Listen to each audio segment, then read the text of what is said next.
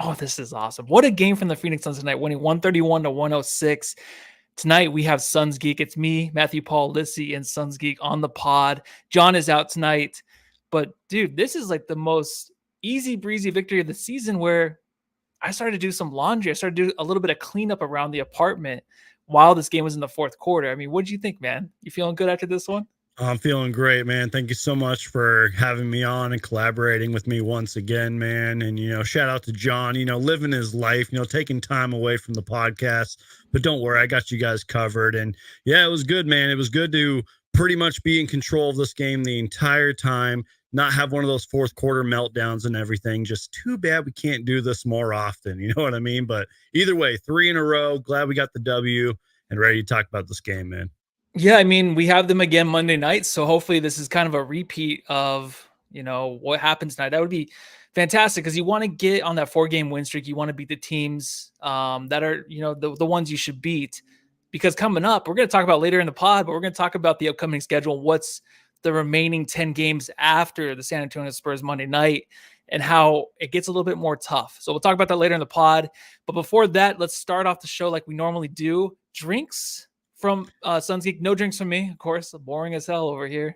I'm trying not to drink for 30 days. I haven't drank what? since Nice. Yeah, I'm just dude. Let's haven't drank since St. Patrick's Day, but I am getting a little crazy tonight because I got a wild cherry Pepsi. It's a wild night, man. Yeah. But I'm ready, man. That is wild. And I'm not even that crazy. I have nothing I can snap open. So before you do that, before you pop that open, subscribe, rate, review, 5-star reviews, all the good stuff. If you give us a 5-star review on Apple Podcasts, we will read it live here on the podcast, which is just, it's great, man. I want to read your words, your poetry you have for us. I want to read it here on the pod. So now go ahead and pop that open, man. It was one of my favorite drinks ever. Maybe a Diet Wild Cherry Pepsi is my favorite, honestly. Yeah, I love it, man. Let's do it.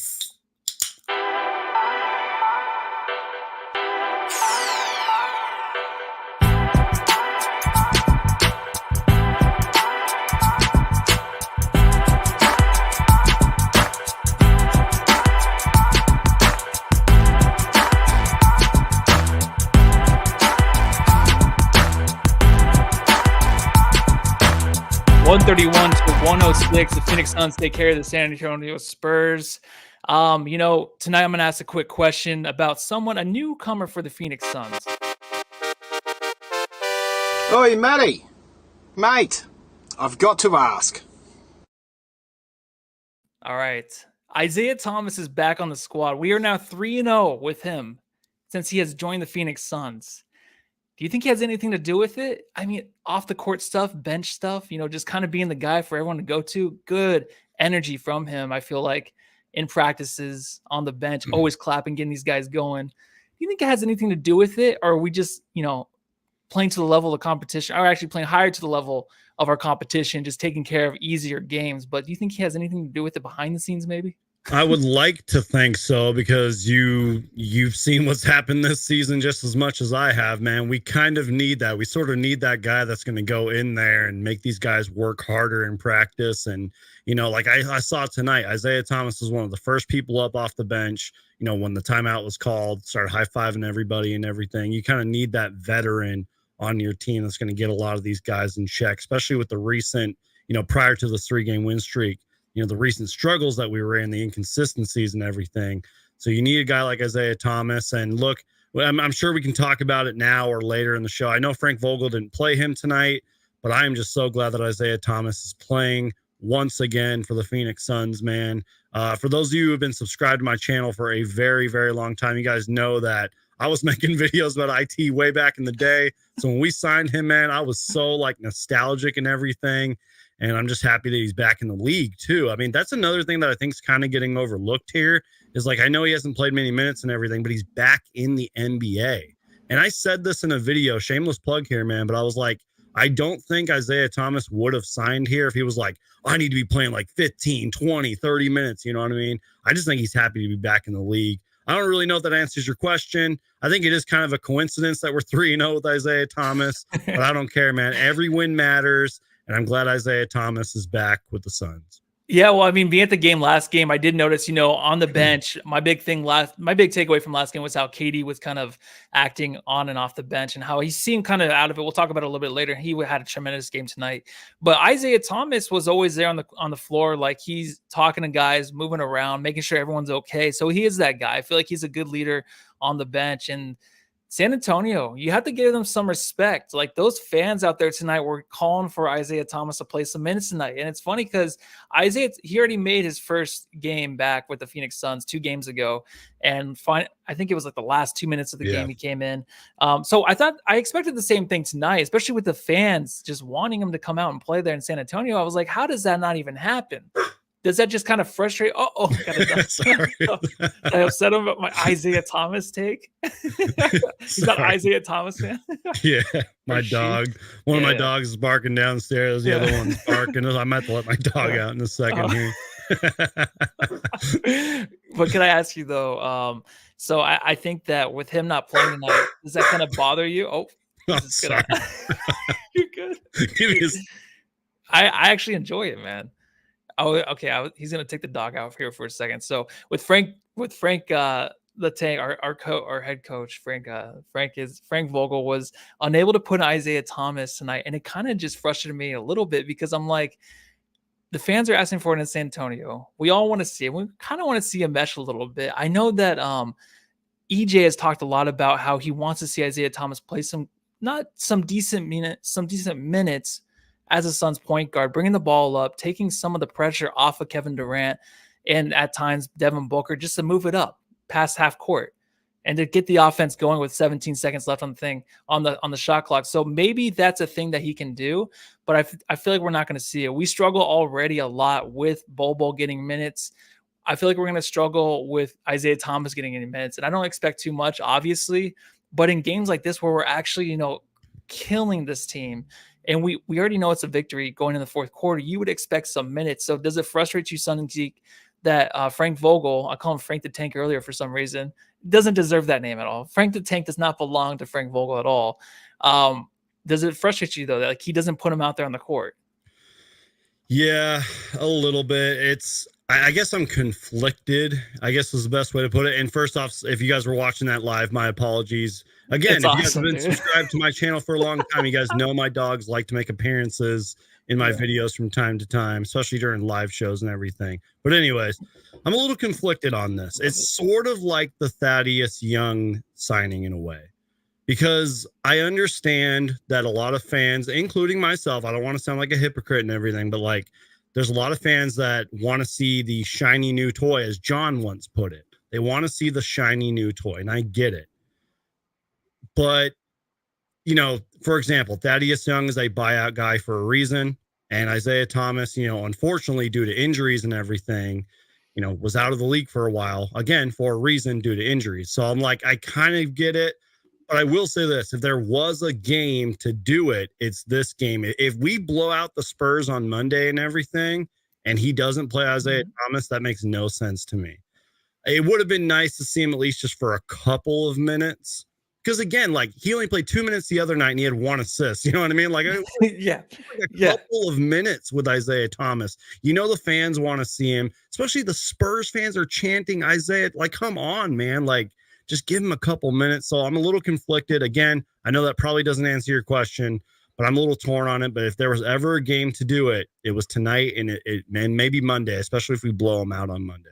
Yeah, and I totally agree with you, man. I think that we should have saw him tonight just because we love to see that smile on the court, dude. Biscuits and the Bears, shout out, $25. Great. Sun Geek, I will give you your share tonight. I'll Venmo you the $6. I appreciate it. $25. Thank you so much. Obviously, the difference in the score, the variance between the Suns and the Spurs. These Spurs games, he does say, these Spurs games are great get-back games. Bol needs to keep getting more minutes. Bol soundbite versus Wemby. So this is obviously something I put in my notes. I don't know if you saw it, Sons. He probably did. His soundbite was stop dick riding, but I get it. Talking to the rest when actually it seemed like Bol kind of locked down Wemby and they called a foul on Bol as soon as Wemby kind of went by him, and it wasn't really a foul. It didn't look like. And he says when he got called, the BS fell on Wemby. Yeah, that's exactly what was going on. And I love that. I love hearing that from Bol. We will talk about Bol in a little bit, but your reaction. Did you actually hear that like live, or did you see it on Twitter?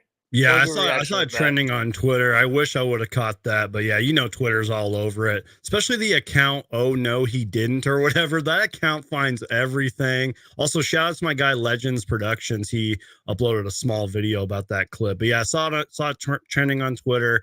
Absolutely hilarious, man. And you know what? I know that the referees, for the most part, recently have been better. Obviously, a lot of lower free throws and everything. The NBA pretty much address that and everything. But I will say this, sometimes the refs need to be held accountable with stuff like that. And I'm glad Bol Bol spoke up, man. It's not like Bol Bol speaks up a lot, you know what I mean? So I'm glad that he said that, man. No, yeah, that's what's so awesome because it was under his breath, but you can just still Yeah. hear it. It was perfectly picked up. And these guys talk all game. You never hear anything. But to hear that from Bol Bol, I think it's like what we needed as fans, just to believe in it even more. They want him on the court even more. Maybe Frank the Tank can go back and watch, film on how Bol Bol, is pretty badass. Let's just talk about him. That's not him. Look, up in the sky. It's a bird. It's a plane. It's Bol Bol, motherfucker.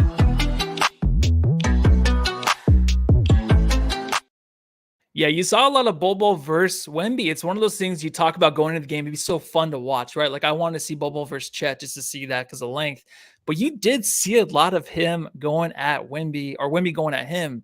And Bol Bol held his own, man. There was some really ridiculous shots he let go of tonight. His floater over the middle, his little jump shot that he can shoot over anybody. The thing is, like with Bol, it reminds me of a lot of like Ayton, where you see things and you want him to work on it. Like back in the day when Ayton was on the team, there's so much like, oh shit, what was that? I'll continue to work on that, right?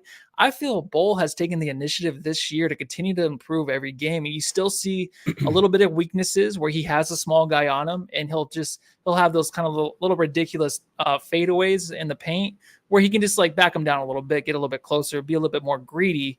But he's been playing fantastic, man. Tonight, just he had huge minutes. Obviously, he played a lot of minutes in the fourth quarter. But the last 4 games, man, against Atlanta, he had 11 minutes. The Sixers, 14 minutes. The Bucks, 5 minutes. The Hornets, 8 minutes. I still want him to have 22 minutes a game, 22 minutes a game. I do. I think he definitely deserves it, and he'll only get better. Your take on Bol Bol getting more minutes heading into the playoffs? Yeah, we need it, man. I mean, at this point, it's all hands on deck, and Bol Bol's been one of our more reliable and consistent players, especially as of late. And again, man, it's all just because he's getting the opportunity. I mean, you just mentioned his minutes as of late. It's all about opportunity. It's all about consistency for him. But what I like, man, is I just feel like game after game, practice after practice, he's getting more confident with his shot. And I'm not calling him like an elite shooter or anything, but just the way that he attacks and kind of jumps up and kind of like he'll literally pick it up over his head and shoot it. You know what I mean? Because he knows he has that length and that size in order to do it. And you can just tell, man, that the Kevin Durant effect on Bol Bol is real. And then not to mention everything that, Devin Booker and Bradley Beal are probably teaching him. You can definitely tell that the Kevin Durant effect is there. I know KD is just as happy as for him as I am. And he's just been great, man. I mean, tonight he had 13 points, 13 points, 19 minutes, excuse me. And he only missed 1 shot to go along with 4 rebounds and 1 block. And I feel like he does contribute on the defensive end as well. A couple of times you can still tell he's learning. Like there was one play I tweeted out where he gave Blake Wesley a wide open 3. And, I got ratioed in the comments. People were like, well, it's Blake Wesley. Who cares? And the point of my tweet was the Suns shouldn't be leaving anybody open because of how terrible our 3-point defense has been. And then there was a few other times where I'm like, Bol Bol probably should have been in this spot rather than this spot. But he's learning, dude. He's a young player still in this league. He's on a good Suns team, that is a contender and will be in the playoffs and everything. So I get it. He's still learning. And you're right, man. I would like to see that too. 22 or 25 minutes a game or whatever from here on out. That'd be awesome. Hopefully he gets more minutes, man. Yeah, because he's like that spark of energy we definitely need tonight. In the first half, we saw a lot of, great ball movement. There was only 2 turnovers in the first half for the Phoenix Suns. Yeah. So the first 2, obviously it's a different season earlier in the season with the Phoenix Suns playing the San Antonio Spurs back-to-back games in Phoenix. They did lose both of them. They turned the ball over 33 times, but I do say like, hey, that's a different part of the season, but they've kind of been that way still up till maybe about a week ago. And even last game, they still are having a hard time turning the ball over. Tonight, though, man, they did a lot better handling the ball. Tonight, to start the game, I feel like this guy gives a lot. You have to give this guy a lot of credit, I feel like. And she said, you're not the only one, but you're the best, Bradley. Boom, boom. Yeah, Bradley Beal tonight, he did have 7 assists and 6 points in the first half. He did have 8 assists, and then they took one away, so I'm not sure which one that was. I noticed that too. I was like, what? Yeah, that didn't make any sense, but you saw a lot of that, man. Him getting to the rim, him actually maneuvering the paint, sucking in Wemby, and then dishing it out, not trying to take on Wemby. He did once, and he actually succeeded. But he was just making sure that everyone was kind of sunk into the paint, dishing out the wide open shooters for the most part in the first half. He is, I want to get your take on him kind of being more unselfish this year, these past few games, where you kind of see him as more of a facilitator, not taking too many shots. Frank Vogel did talk about how he has to give up shots and now he's kind of filling a different role than he's used to. And I feel like the big three have to do that no matter what. But him as a facilitator coming into this year, we knew he had the passing skills. But as of late, man, he's been looking really good at keeping this offense going, not holding on to it. You always want him to go downhill, get to the rim. That's his expertise, but the shot's not really falling for him around the rim. So I like the fact that he's really getting everyone else involved, and then he can get his shots, he can get his threes if he wants to. But this is just winning basketball right now as a team. So your thoughts on Beal, man, playing tonight, and then him just kind of filling that role, I feel like, as a facilitator the last few games. Yeah, he's been great, man. It might even be going under or overlooked, excuse me, of how good he's been, especially when it comes to being our, quote, point guard and our playmaker, whatever you want to call it, our quarterback. He's been fantastic, man. Just a lot of smart passes as well. That's one thing I've noticed. And again, just going back to him just being unselfish, really a lot of patience as well. I've noticed that he seems like he's kind of taking his time out there, really analyzing everything that's going on the court. And again, man, just, it was I don't even know if that was a career high for him, but it sure felt like it. I mean, 8 assists at halftime or whatever. And he finished with how many tonight? 11 assists, I believe. Yeah, 12 assists. Unless they took one away. Yeah, exactly. Unless they took one away. And we need it, man. And I know that people may not like Bradley Beal, like, sacrificing for the team, but we need it, man. Like, his numbers are going to drop and everything, and I get it, but that's what he's trying to do to help this team win. And that's what we're going to need, man, because we all know we all know he can score. We all know he can get downhill, attack the basket and everything, but we need more of that. And another thing, too, is I feel like with a lot of players on this team, like Grayson Allen, for example, maybe a little bit of Bol, I feel like Bradley Beal really competes on defense as well. That's another thing that I think gets overlooked. But again, we need him to be our quarterback out there. We need him to be our playmaker. And tonight he proved that, man. Yeah, he really did. Even in the chat, well, shout out to Jamsters and the Geek Squad out there watching tonight. John Tran says Beal ball, definitely. Michael Kolb, Beal did look good at point. It's something that you kind of saw a few games ago and just building off of it. I think even Booker and him are playing really good off of each other. Let's see, is it point Beal or point Brad? I don't know. Your call. Point Beal. Point Beal. Point Beal. All right, so we did talk about the other guy playing great off of him. Let's talk about him right now. Big Dick Booker.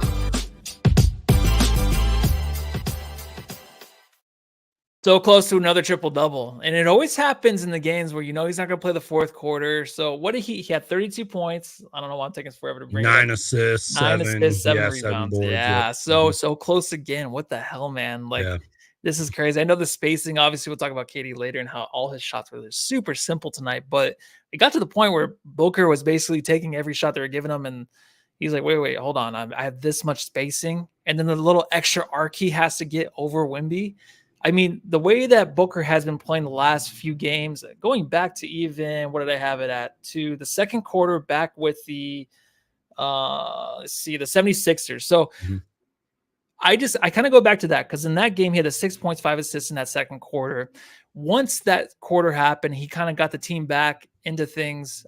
They kind of took off from there. I think ever since then, this team has been kind of looking a little bit better as with the cohesiveness. It's just kind of coming back together. And you want to see it led by Booker, right? And now we talked about Beal tonight, who's moving the ball, doing a great job finding his teammates. But Book, dude, like he's really starting these games off really, really strong. Like 2 nights ago, 13 points, 3 from 3 against the Hawks from 3. That's just like first quarter book again, right? Tonight, 12 points, 5 rebounds against obviously the Spurs tonight. So I just think he's kind of back and taking control of the games early. Like it's been a while since you've seen that, to where he can get off to these hot starts and it kind of carries throughout the game. This is the way I feel like he has to start the game to finish strong. And I love the fact that it took this long really for them to figure that out again, for him to get back into it. So I'm not really sure what happened, but you're seeing it every game now. So your thoughts on Bookman tonight? I know it's an easier matchup, but still, I mean, he looked good and he's been consistent the last 3 or 4 games. See, when I said that what Bradley Beal is doing is a little underrated, I was kind of slightly taking a shot at Devin Booker because, he wasn't really that good, during that recent stretch, or recent bad stretch, I would say. But Bradley Beal was the one that was being consistent and everything. But again, if there's ever a game that this needs to happen with Devin Booker, it's been these last 3 games, because we all know the Sixers are really good when Embiid's healthy, but obviously he wasn't. Tyrese Maxey had a bad game the other night. And then, we saw what happened in the Hawks. That was arguably one of our best wins of the season. And then tonight, man, you said it so perfectly. You said, getting a hot start early and then just not looking back from there. You know what I mean? Like, that's what we need more of Devin Booker, especially in the playoffs. He needs to get off to those hot starts. And like, I don't want to put unrealistic expectations on Devin Booker, but we need him to be solid from the jump. You know what I mean? Especially in the playoffs. So again, if there's ever a time that Booker needs to get out of this slump, which I feel like he has already, especially his last few games, it was tonight. And I'm just so glad that he had the night that he had. He just looked so comfortable out there. It just seemed like a lot of them were having fun. And Eddie Johnson said this on the broadcast, man. Like, it wasn't like I know that the game was a blowout, but like, the Spurs were competing out there. It wasn't like they were like super easy shots, but the Suns just have so many bucket getters out there. Like, for example, like they were running Grayson Allen off the 3-point line. Grayson Allen's like, all right, cool, I'll just drive in and score. You know what I mean? So just goes to show how elite Devin Booker is at scoring. And I know that he didn't get the triple double. I wonder if he knows that he hasn't had like a regular season triple double. I'm sure he doesn't really care. He just wants to win and everything, but hopefully he gets it soon, man. Yeah, no, I know he has to. It's one of those things where before his career's over, maybe like in his 16th season with the Suns, he'll come in and just there'll be some shit team we're playing and he's just off the bench and he'll come in and get like 10, 10, 10, something like that. Something that's just, a little bit easier. I don't know. I don't know why he can't get it. It drives me nuts because like he's always been the good stats, bad team guy. Yeah. And now I'm like, well, maybe he's just like playing against these bad teams, putting up good stats. But then he can't finish against the bad teams and get the extra rebound or so. And when he's in there to get the extra rebound or a couple extra rebounds, he'll never get it. It's just like a video game when you're just trying to get, just like in 2K, if you're trying to grab the extra board, you just can't get it. Or he'll fall out or something. And I really like Michael's comment here. And I've grown, like Point Book has grown on me, but this is exactly why Bradley Beal is sacrificing. You know what I mean? Because he can be our point guard while Devin Booker and Kevin Durant just take over. So. And it's crazy how like they're still trying to figure it out. And I think that the biggest thing is just like them taking whichever, like going into the game. I obviously they have something set up to where, we're gonna start out with Beal or Book handling the ball, but then they have to pick and choose really the right moments. That's the most difficult part of this. And they're sacrificing so much, all 3 of them, the big 3, in certain points of the game to where they have to let the other one cook. They have to let the other one handle the ball more. Yep. They have to go stand in the corner. They have to do all these things to adjust to winning basketball. And it's very difficult for these guys to do it. And luckily we have 11 more games before the playoffs. And it seems now that we're 4 games, our 3-game win streak, but 4 games they've been playing a little bit better as a whole, as a team, just a little bit better every game. Obviously against the Spurs, but even when I say that, man, we couldn't even do this against shitty teams before. Yeah, I know. Could not. We turned the ball over 20 times still against these shitty teams, so they're doing a lot better. Let's finish talking about the remaining part of the big 3. Who the heck are you? I'm Kevin Durant. You know who I am. Y'all know who I am. Did anybody see a sniper? Did anybody see anything? I'm one of the best players to ever play the game. 25 points tonight, but he actually was, cooking in the first half, getting to whatever he wanted to do tonight. Yeah. It was insane how easy it was for KD tonight. The best part for me was the alley-oop. the alley-oop that he got, and he dunked over Devin Booker. He basically dunked on his own teammate from the alley-oop, which was awesome. And Beal pointed out, saying that he tapping his head, just letting him know, like, oh yeah, Book, you just got dunked on by your own teammates. So that was fun. They were laughing. They were having a good time. You saw more in Book. Katie cracked some smiles tonight, so it's good to see. But yeah, 17 points in the first half. No turnovers, nothing, because I feel like he was just getting the ball in his spots and just backing guys down, but then also just facing them, and they would back off a little bit, and he'd have that easy shot. So it was super simple for him tonight, but it's good to see he has a shot back. I mentioned before last game where he just looked like he was on the bench. He was away from the team, struggling through something. And a lot of people, it was half and half on Twitter. People were saying, this is the way he always is, or else there might be something wrong. So it always kind of worries me a little bit when he is feeling that way. But tonight, obviously, I couldn't see him on the bench and what he was doing. But tonight, dude, he just seemed like he was having it. He got a little bit of it back. And I think he's just very critical of his game. And if it's not coming together, he feels like he's letting everybody else down. So tonight he came through for sure, right? Yeah, I mean, I wasn't too concerned about that KD bench photo or whatever. I mean, you obviously saw that recent stretch, that bad stretch that we had and everything. So I get it. Yeah. You know, things happen too, man. Like, it's basketball. Like, things are going to happen on the court. Things are going to happen in the locker room that we may not ever find out about. It happens, man. You know, like, and it's not like KD's going to publicly go out and say, oh, I was sitting at the end of the bench because I hate this team and I'm mentally checked out. Like, no, he's not going to do that, man. Like, shit happens. So I wasn't too concerned about it. But yeah, tonight, man, same thing I said with Devin Booker, man. If there not that KD was really like in a slump necessarily, but if there was ever a game to get out of whatever they were in, this was tonight. And hopefully they can continue it Monday. You know, Kevin Durant looked like he was having a lot of fun out there. It was like a layup line for him tonight. And with all due respect to the Spurs, it was like, this was like a glorified practice in a way. And the Suns, and especially the big three, absolutely needed it. Just so happy for KD, man. Just had a great game. And the fact that we got to rest, you know, KD and Book and even Beal like pretty early, that is absolutely huge. Got to see what some of the bench looked like. Much needed win. Every single win counts, man. So just glad that KD had a great game tonight.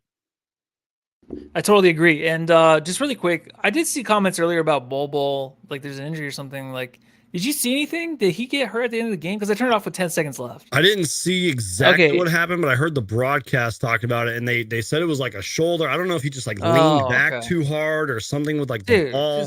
And as somebody who's had 2 shoulder injuries, let me tell you, they are not fun. I think Kevin Huerter over at the Kings currently has a shoulder injury, and they suck, man. Like, you do not want to mess up your shoulder. I'll tell you that much. So I hope Bol's okay. I'm sure we'll get an update soon. I'll make sure to check Twitter on my phone and make sure. That's so oh man, I really hope nothing happened. Yeah, I hate that. And as soon as I was turning the game off, I was like, something better not happen. Yeah, right. I turned it off. 12 seconds left. I see Bol going up for like a layup or maybe contesting a shot or something. Like, oh, nothing. It's all good. It's scary, man, because I had a friend tell me he was like leaning down to grab something one time, and he just like leaned a little too hard and pulled his shoulder out or something. Like, it's scary, man. Like, shoulder injuries suck. All right, well, I'll try not to. I'll just I'll walk be careful, y'all. Yep. Be nice and strong, dude. Yeah, I'll work those shoulders out like that. All right, this guy. Well, hold on. He's been good. Big Crank Eubanks. Crank that soul. Now I mean you. Crank that soul. Now I mean you. Crank that soul. Now I mean you. Crank that soul. Now what? I don't care about the stats. I don't care about anything in the box score, but Eubanks on the floor, body language wise, he is coming through. I feel like he's been playing some really big minutes. A guy that I've given up on, obviously, heading into the playoffs and wondering why Bol can't be backup center, but that's just me in my own head. And no one agrees with that take at all, which is fine. It's just mine. I go to sleep with it and I think about it and I love it to death. I think he's been playing good. It's like every other game or maybe back-to-back games, Eubanks has been coming through with some big minutes for the Suns, backing up Nurkic to where Nurkic doesn't look like he has to do too much out there anymore. And you can kind of rely on Eubanks every other game instead of every 7th game or every 8th game or every other month for him to come through, which is about, 8 games? No. But anyways, I think that Eubanks has been playing great. Do you agree with me? Suns, yeah. Everyone in the chat, do you guys agree he's been coming alive lately? What's going on with him? Again, man, just like with Bull, we need this, man. Sometimes, like, forget the box score, even though his box score wasn't that bad tonight.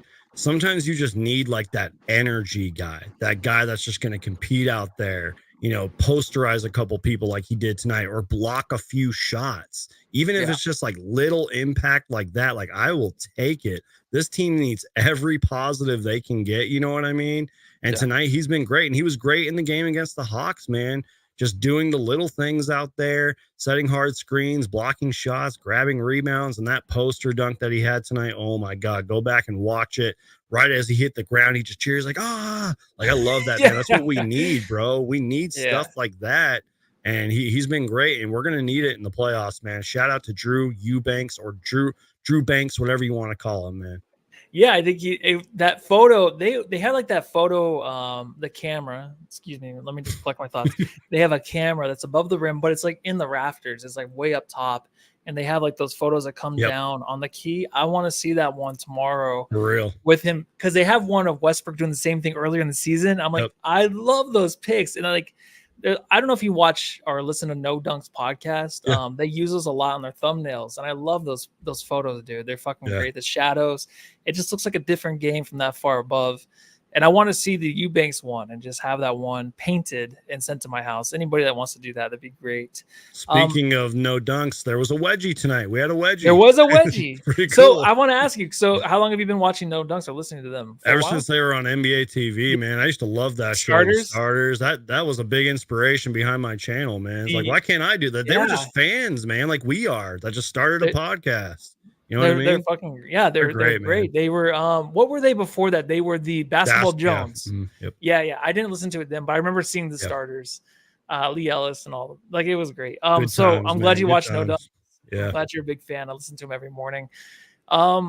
I wanted to ask you too, what else, is there any other notes? Anybody else you want to go through from the Suns? Victor Wembanyama, a little underwhelming tonight, probably trying to do too much. Obviously, we could talk about Wemby real quick. Yeah. I mean, he obviously was trying to do too much out there, and the coverage on him was good from the Suns. I mean, you get the little guys on him, like in the beginning of the game, you had O'Neal, and a couple other guys would come over and kind of just pressure him, put some physicality on him down low, and he'd lose the ball.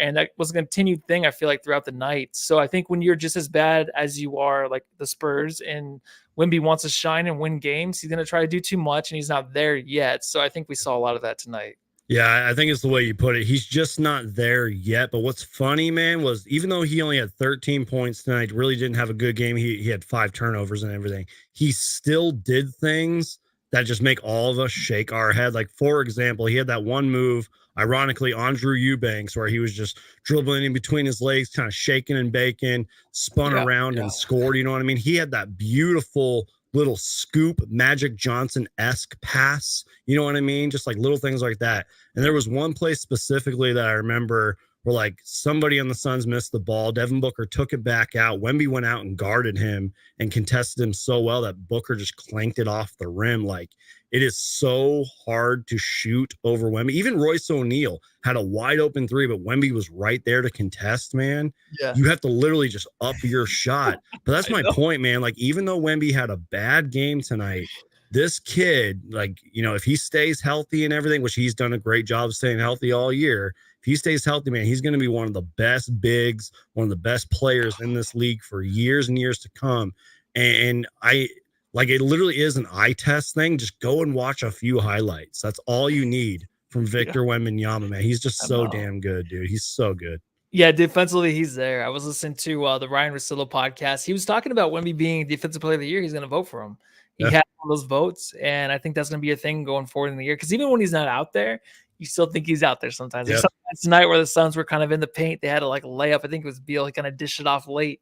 Wemby's not even in there, but he might still think like he might still be out there. He's like, shit, is he out? He really does. He really is good on defense, man. It's more than just block shots out there. He'll guard anybody out there, man. Like, yeah, he's got to get stronger and everything, but still, man, like he's awesome. Yeah, he's incredible, and I can't wait for his growth. Obviously, hopefully the Suns can steal a championship before he gets too good. Maybe we can lock down Bull, for some decent years.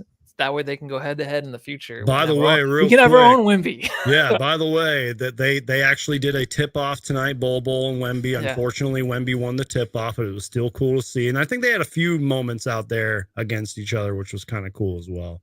Yeah, and I love that Bobo went for it, man. He wasn't Yeah. scared of it. He was going at him. Yeah, no, it's good. And I love how Eric Gordon, I think, is the only guy to go in the paint and just try to lay the ball up against Wemby. He And just blocked found out. He's like the only player on the Suns. I'm like, if you had to guess one player that would just go and try to take on Wemby and not give a fuck, I'd be like, oh, Eric Gordon. Yeah. He doesn't care. He plays the same game no matter who is in the paint defending. Like, that's just the way it is. But yeah, did you have any other notes though on the Not really. I mean, the Spurs, they're just young. They're going through it. They're rebuilding. You know, it's all about building around Wemby from here, and getting as much Greg Popovich years as he wants to give. Which I'm sure he probably won't be going anywhere for a couple more years. He'll probably wait till Wemby's like established and everything, and a true professional and an all-star. Then he'll probably retire. But they're bad, but they'll have salary cap space and draft picks, and we'll see what they look like in a few years. Yeah, I mean, we will see. But I do like how EJ brought up tonight, about Pop coaching, and how he's probably gonna be doing it for forever. We always wonder if he's gonna retire or not, but he'll probably just continue to go. He did mention into the sunset. Yeah, he will. And they talked about for a while. Him losing his wife a couple years ago, and this is the thing he loves, so why would he not stick with it? Just great shit there. And I think even the Pop news conference or the press conferences before the game, his insight on the game and how he just is so different talking about it, and he just from different perspectives, you just never know what's going to come out of his mouth. So I like him for that fact. Obviously, it's very frustrating to be a Suns fan watching Pop continue to coach this team, especially with Wemby, but he's quite the character now, and he always has been, but it's more appreciated, I think, as I get older and I kind of turn into him. Maybe I don't know. That's what's going on. And Devin Booker loves him, man. I mean, 28 seasons as a coach for one franchise, man. I mean, there's been a lot of great coaches in this league, like the Phil Jacksons, Red Auerbachs, Eric Spoelstra's of the world, for all you people who know those coaches and everything. But it's like Greg Popovich has got to be up there, man. One of the greatest coaches ever. Yeah, no, definitely. All right. Well, Suns Geek, if you haven't seen the character before, have you? Have you seen the Valley Girl yet? Oh, yeah, I've seen it. Yeah, I've seen the Valley Girl. Okay. There's like new characters. We had Batman and Kermit the Frog. You had a pig nose on one time. Well, I think some of the Jansers are asking earlier, do you have any costumes, anything to dress up as? Or you just sit there and you'd be like, I'm so disappointed in Matthew. All right. Well, here we go. The Suns Jam Session subreddit stakeout.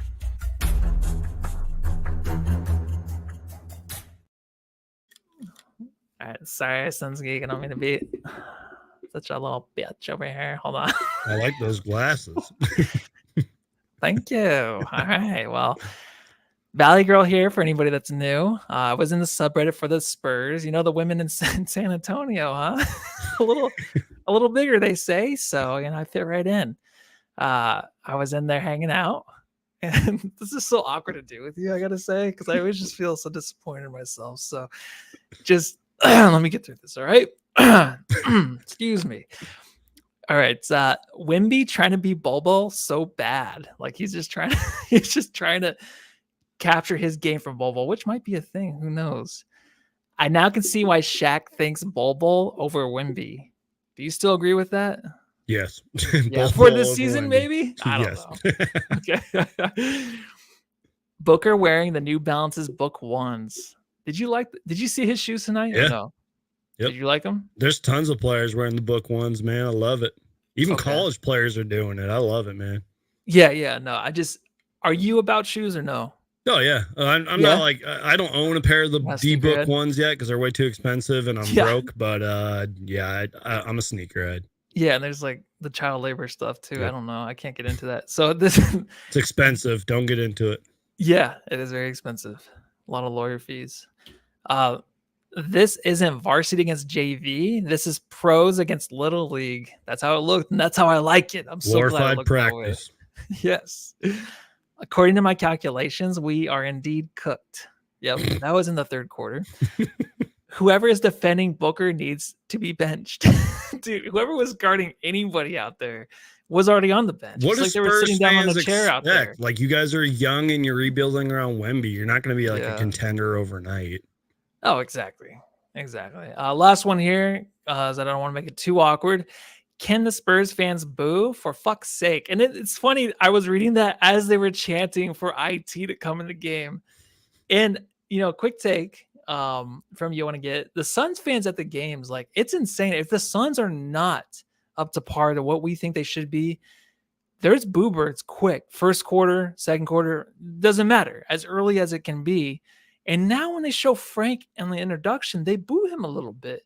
Are the Suns fans turning into like Knicks fans? Like the expectations are so high where it's just the boo birds. I don't mind them. It's fine. But it's kind of crazy to have a team like that. I just don't remember our fan base like that. I don't remember being a fan base that would just boo in the first quarter of a game. I just don't remember that. I think it's just because of the expectations and the hype around this season and unfortunate the disappointments of this season as well. I think that's probably why. And I would get canceled if I continue my thoughts on some Suns fans out there, but let's just say Suns fans are spoiled nowadays. That's all I'll say before I get canceled. Oh yeah. It's so crazy because I was just watching the game tonight, obviously. I don't know why I say shit like that.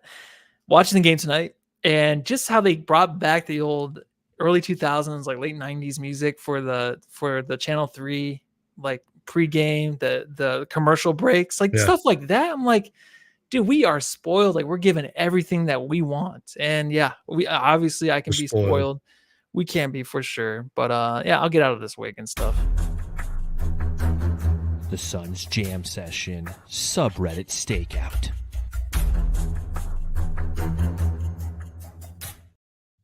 Sorry, I got my wig stuck. Can I just say something real quick too? Apart. Don't ever feel. Oh my God! I just broke my earphones. This show has been crazy. First off, my dogs.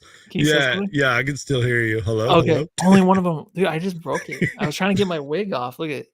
I was just gonna say, first off, it started with my dogs, and now your headphones. And I'm sorry, man. Yeah, I have to order new headphones now. I don't know. I was gonna got a little too aggressive. I was gonna say too, man. Don't ever be afraid to put on, the wigs and the disguises and everything on this podcast with me on, because at least you guys have the guts to do it, and that's what makes you guys so unique. Because you guys are the best Suns post game podcast there is, man.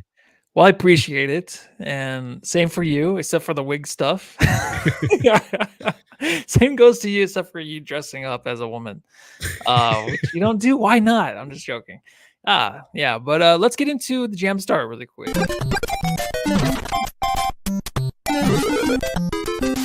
Jam Star of the game. Jamsters, everyone out there, like, subscribe. Come on. I broke my headphones over this stupid podcast, guys. I'm just joking about stupid podcasts, but these are cheap headphones. I think they're $10. Get some. You might need to take Biscuit and the Bears $25 super chat and go. I'm get gonna some have more, to. What I mean? I don't know where else I'm gonna get the money. You're investing into the podcast, so yeah. There we go. All right, John, send it over. You're listening, right? Blaze Megatron just donated a little bit, so there you go. Yeah, let's see what's going on. Blaze Megatron, $2 for the new pair of headphones. Nice one, listen. You know what I can do is probably start using my AirPods somehow. Yep. All right, so Jam Star of the game. I'm gonna give it to Bradley Beal. I'm gonna say Bradley Beal. I really love his game right now. I don't really care about the stats. 12 assists, that's fucking great, but the way he's moving the ball, the way he's getting everybody involved is something I love to see. So what about you? I'm going to go with Devin Booker, and we've already talked about it, just for him to get out of this little quote slump that he was in, or whatever, funk, however you want to put it. Just almost a triple double and everything. But again, me, man, I always like to do the multiple Jam Stars. I'm glad you went with Bradley Beal. He definitely deserves the love. And we kind of talked about Bull, who had a really good game, but low key, Drew Eubanks could have been a Jam Star of the game. Again, just his energy, effort out there, posterizing dunks, blocking shots and everything. So I'm going to go with Devin Booker. All right, dude. Yeah, it's good. I think I gave it to Bol maybe twice this year, which is a lot. Yeah. I would have never thought that in my whole life. Saul Soto says Jam Star equals a big three. Blaze Megatron, again, thank you for the $2. Appreciate it. I feel like maybe I don't spend too much time on those, but I really do appreciate it. Like, I would hate if I donated some money. So I was like, oh, $2 for headphones. Oh, thanks very much. And that's it. Like, that'd be that'd be a piece of shit. Just nice. Thank you again. Dude, somebody could donate 5 cents to me and I'd be thankful. You know what I mean? Yeah. Like, that's awesome that people do that for us. I know, it's the best. J Lop Lopez, love the name. JLOP Lopez, maybe. KD, Michael Kolb, Jamstar, the Phoenix Suns, first time. Yeah, I feel like as a team, pretty legit tonight. And that dude. last game against the Hawks too, man. Like I said, that was one of our best wins of the season. I don't even care if it was against the Hawks. Like everybody contributed in that last game. Yeah, no, I think so too. It's feeling good right now. Kiko G, Jamstar is the whole team for showing For up. real. And also for Devin Vassell wearing What I'm saying, book man. ones. So many players are wearing the book ones. It's great, man. Blaze Megatron says book. And I think that's the last one. So, Geek, anything else you got for this podcast? Anything else that you want to? We're gonna get into a little bit of foreshadowing. What I wanted to do was kind of get into the bracket and see like where you want the Suns to land, how that's looking. But you wanted to talk about the standings and where we currently sit. Is that correct? And we can go ahead and go over that currently after the Suns win. We can go ahead and start talking about I'll that. share my screen real quick, and then I got another thing to share. But we'll look at the standings first because Denver's playing Portland right now, but that's not really going to matter, in terms of the standings. So I believe this is the updated standings as of right now. Are you able to share the screen? Or like I have the screen. Yeah, there we go. There it goes. Yeah, there we go. Cool. So I believe that we're the 6th seed. I felt like we were the 7th seed not too long ago, but we're 42-29 before the game. We're 7-3 in our last 10. And I guess this kind of ties in with our whole let me see if I can zoom in a little bit too. Here, let me take the scoreboard off too. Yeah, cool. Let me just kind of zoom in too. There we go. See if that works. I don't know. I guess what I really wanted to talk about was just spots 5 through even 11, because as you can see, if you go all the way to the bottom, you're probably like the Houston Rockets aren't going to get into it. They've won 8 in a row, and they were just dominating. I believe the Jazz tonight. They had so many 3-pointers made, and they've won 8 in a row. And they just lost Alfred Sengun, is one of the best young rising stars in this league, and all of a sudden they're winning 8 in a row. So they're not out of it. The Warriors are still in it, even though the Lakers are pretty bad. They're the 9th seed. Well, I guess you want to call it the 9th seed. That play-in tournament is going to be nuts. I was talking about this with John not too long ago. It's the NBA has got to be loving this. That the fact that you got the Zion Pelicans, the Suns, the Kings, DeMontis Sabonis, De'Aaron Fox. You got Luka and the Mavs, LeBron, AD, and the Lakers, Steph Curry and the Warriors, all fighting for some kind of seed in the playoffs. And a lot of these teams that I kind of mentioned have been a little inconsistent. Some of that's been due to injuries, and I hate to kind of use this, but it is March. We're going to talk about the schedule in a minute, but it's there's going to be a lot of weird losses. But for us and for a lot of the teams I just mentioned, every win matters. Could you imagine if the Suns rolled off 8 in a row like the Rockets have done?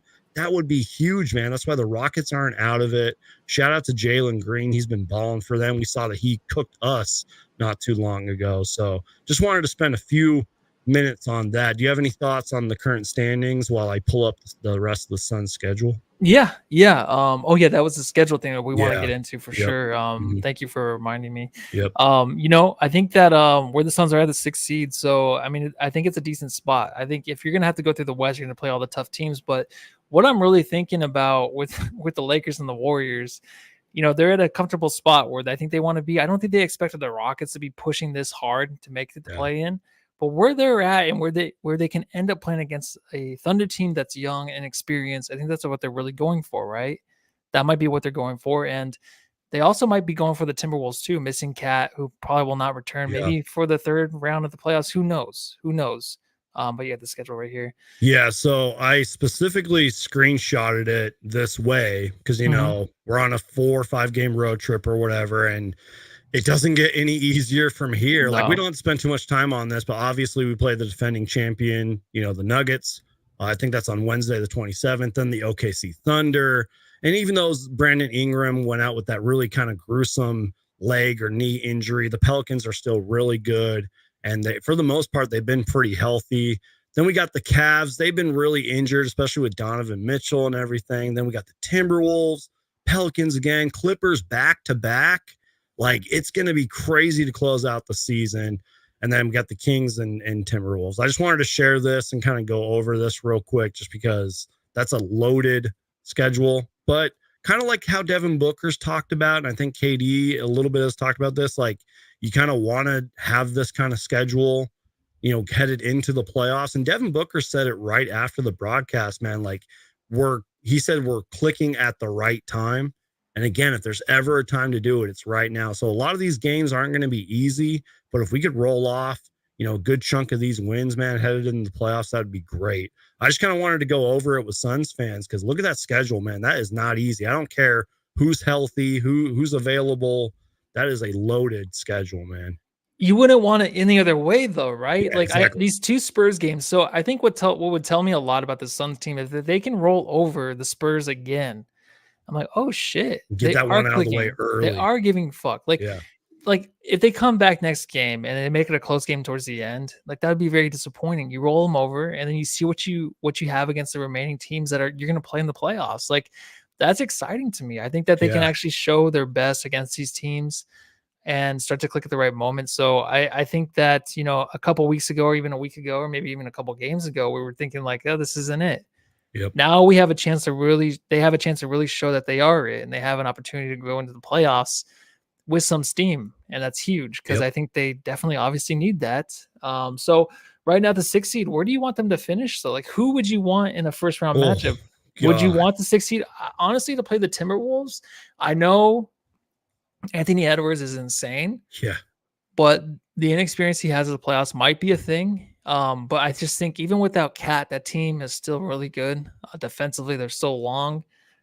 I just don't know who I would want in the first round. But right now, the way it's looking, if the Suns have to play the T-Wolves over the Clippers and then over the Thunder or even the Pelicans, who should have Brandon Ingram back by the playoffs. Yeah, they said a couple weeks. Then, yeah, I think it was a bone bruise or something. So thank goodness too, because that was ugly. Yeah, injury, I know it was terrible. So like if you watched the way his knee bent back or whatever, that was scary, man. I don't want to see. I know. I don't want. You're like, here, let me pull it up and show you. Look at the screen. We're not leaving the pod until you look at this shit. But yeah, I think I would take the T-Wolves. Jamsters, let's get everyone in the chat. Let's get your take on who you want the Suns to face. I know it's still the season went by so quick. I just feel like these last 3 weeks are gonna go by so slow and getting to the finish line. It's gonna be a lot of fucking. But I will games. say, a lot of really good on games. your point, I know it's gonna go slow. I know we all want the playoffs to start, but Suns fans, basketball fans, please enjoy this. I hate to preach to you guys, but the season's almost over. We'll be like in August. We'll be like, can basketball just start up again, please? So watch every single game. Enjoy these last, 10 games or whatever. And hopefully the Phoenix Suns have a long, deep playoff run, man. Fingers crossed. Yeah, definitely. But to answer your question real quick, I don't know who I want to play, man. I just want to not be in the play-in tournament. I know that doesn't really answer your question, but the play-in tournament scares me. And that's one of the things I was wrong about early on was I didn't like the play-in tournament because I didn't like change pretty much. And I was proven wrong. It's like a March Madness-esque event, and I love it. And it gives teams, obviously the chance to get into the playoffs and everything, but I don't want to be in the play-in tournament. I think even Devin Booker and all of them have been talking about that. They don't want to be in the play-in tournament either. But you got to play who's in front of you too. I think the Suns-Wolves series would be a lot of fun, actually, whether Cat's playing or not. And it wouldn't be easy because, Anthony Edwards would play out of his mind, but I just don't want to be in that play-in tournament. No, I totally agree. And I think even with the Suns playing if they play the Timberwolves in the first round, then they would have to play the Nuggets if the Nuggets were to beat the Warriors or Lakers or whoever comes out of the play-in. Obviously, you're going to have to play the Nuggets no matter what. They are the team to beat in the West right now. But you know what? If the Suns can get it rolling here and they can get that the 60, which I do kind of think they will. I think someone just asked what we think that their record will be in the last 10 games. So with 11 games left, I can kind of see them maybe going 6-5 or 7-4. I think that's not bad. I think with the competition coming up, I think if they finish that and they can stay in that 6th seed, I wouldn't be too mad. I think if they can prove themselves in games and maybe lose a couple, that's fine because we just want to see them play as a team, not turn the ball over. If it's a game where it's like, fuck, like they almost had it, then that's great. I think that's where this team is at right now, where you have to just see that and feel that hope from them, even in losses. So to be realistic, I think they can go 7-4, stick with that 6th seed, and I think that's a good spot for them. And I would rather have the Nuggets early rather than later. And if they can beat the Nuggets and end up against the Thunder or even the Clippers, it's still tough. It's still going to be tough, but that's the way I would have it in the first 2 rounds. And this might sound like wishful thinking, but let's say the Suns go 7-4 or whatever. That's great. You know, every win matters, but let's just pretend like maybe the Warriors would lose like 2 in a row, or the Kings lose 3 in a row, or maybe the Suns will get lucky and some teams will just have a bad month of April. You know what I mean? That pushes us up the standings a little higher. You never know. But again, man, every single win matters at this point. So it's gonna be buckle up, Suns fans. It's gonna be crazy. Yeah, it is. Emperor Day One Rays is 7-4, so agrees with me. That'd be great if we could do that. Yeah, somehow. I think that's pretty realistic. I think so. Not gonna be easy, but we gotta do it. 7-4. Let's do it. Let's do it again Monday night. So. Mm-hmm. All right. Well, thank you everybody for joining us tonight. I think it was a fun pod. It was a fun win on a Saturday, really, to kick off the weekend. Enjoy tomorrow, your day off, before the Suns do head back. Well, they're still in San Antonio. They're hanging out with their families and stuff. So playing San Antonio Monday night. Anything to look forward to there? Just a little bit more of the same. Yeah, I mean, again, just go out from the jump, just dominate the Spurs. Put the big 3 on the bench early. Let's see some IT minutes, man. Let's just get this W on Monday and just go from there. Shout out to Seth Logan, right? Hell yeah. Right in the nick of time. Right at the buzzer. Woo! Seth Rogen Hopkins, $20. We play who we play. Let's roll. I love that. Just like in life. Just like that, that's the player's mindset right there. That is Devin Booker's mindset. Exactly. I'm the one freaking out over here, like, oh, we got to get this. Oh, we got to play this. No, it's like, no, chill out. Play who's in front of you, man. I'm a cool guy tonight. All right, I'm cool. You're cool I'm totally chill. But anyways, thank you everybody. Thanks, Suns Geek. Thanks again for joining, dude. It's so much fun when you're on. I love it, and thanks for coming on. Let everyone know where to find you if they haven't already started to follow you yet. Yeah, again, man, like I always say, thank you and John for always collaborating with me and letting me do this on my channel as well. Again, you guys, whether you're watching on the Suns Jam channel or Suns Geek channel, make sure to subscribe, Hulk smash that like button. If you're watching me for the first time, check out Suns Geek. Just search Suns Geek and you'll find me. I'm on TikTok, Twitter, Instagram, all that good stuff. Also, big shout out to our friend Gavin from the Aussie Suns Fans podcast. It's his birthday today. So happy birthday to him. They're good friends of ours and everything. So shout out to them. And yeah, just happy to be on this podcast with you and love doing shows with you. And it's funny, I was like, oh, this might be a short show. And all of a sudden here we are an hour later. I love doing these podcasts with you and John, man. You guys just make it so seamless and fun. And you guys are the best, man. I really mean that. Well, I really appreciate it. You're the best too. I really think that we have something good going. The Suns are playing good. The pods are getting good. We're getting more views. Everyone's kind of joining the fun. So let's continue to build on this. And everybody, go home and love your family.